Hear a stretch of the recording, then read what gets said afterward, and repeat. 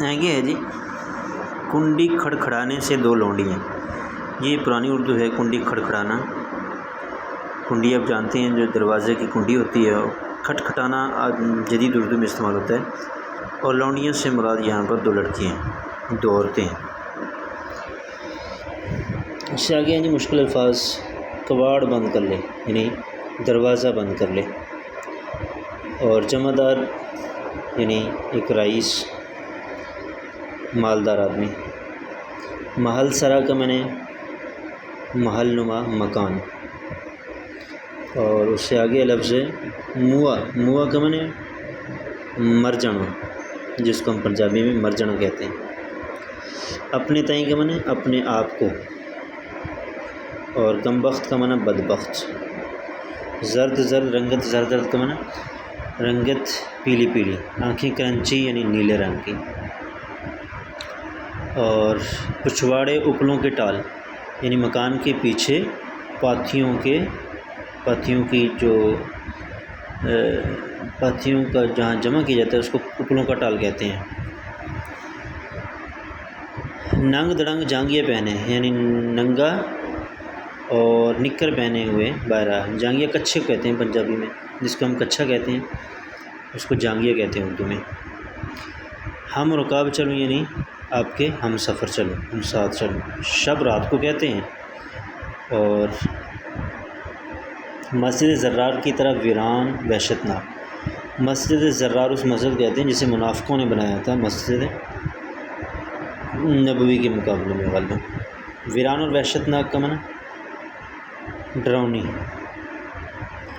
اور تسبیح بے ہنگام کا معنی بے وقت کے مسلسل شور.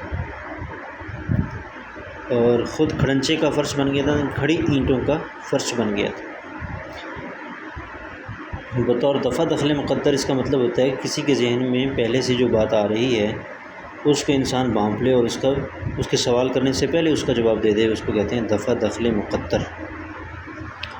طبیعت علیل ہے یعنی طبیعت خراب ہے، بیمار ہے. خفقان اور اختلاج قلب یہ دونوں ایک ہی بیماری کو کہتے ہیں جس میں انسان کا دل تیز تیز دھڑکتا ہے. روگ کا معنی بیماری ہوتا ہے. اور غشی کا معنی بے ہوشی ہوتا ہے. آگے کلیم نے باپ کی طلب، اپنا انکار، بھائی کی التجا، ماں کا اصرار تمام ماجرا کہہ سنایا. اس میں وہ اپنی کہانی سناتا ہے. اس کو اپنی ماجرا کا میں نے اپنی پوری کہانی سناتا ہے کہ باپ نے مجھے سمجھانے کی کوشش کی، میں نے انکار کیا، اور بھائی نے درخواست کی کہ مان جاؤ. ماں نے بار بار کہا کہ بیٹا مان جاؤ اپنے باپ کی بات، لیکن میں نے نہیں مانا. آگے بے تکلف استراحت فرمائی یعنی بغیر کسی تکلیف کے آپ آرام فرمائیے. اور مجھے تیمارداری کی اجازت. تیمارداری کے معنی نگہبانی، دیکھ بھال، مریضہ کی دیکھ بھال کی اجازت دیجیے. علالت میں اشتداد یعنی بیماری میں شدت آ گئی.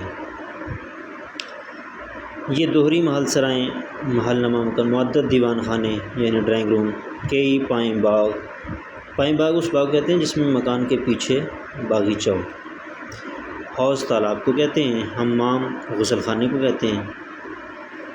اور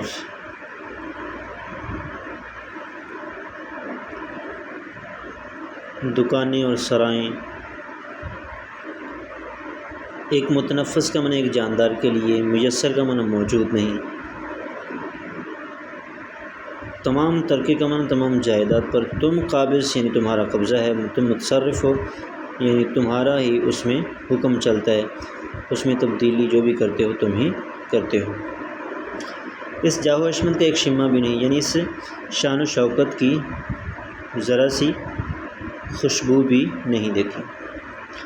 میری نسبت سخن سازی کا احتمال ہونا سخت تعجب کی بات ہے. مرزا کہہ رہا ہے کہ میرے بارے میں تم اس طرح کی گفتگو کر رہے ہو. اس طرح کی گفتگو کرنا مجھے سخت حیرانی میں ڈال رہا ہے.